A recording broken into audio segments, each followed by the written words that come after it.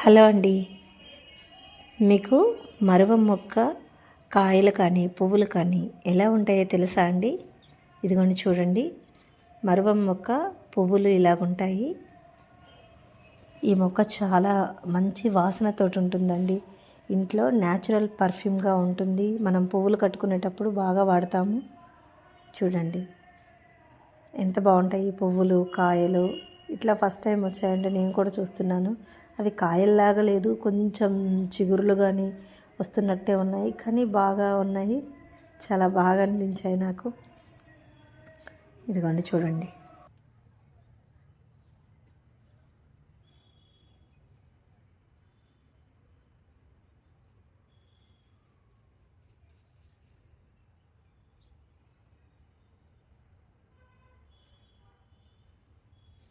ఈ మొక్కని ఇంట్లో చాలా సులభంగా పెంచుకోవచ్చండి.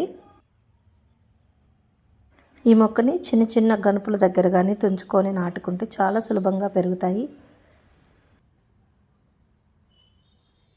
కుండీల్లో కానీ ఫ్లవర్ వాజుల్లో కానీ పెంచుకుంటే ఇల్లంతా మంచి సువాసనతోటి చాలా బాగుంటుంది.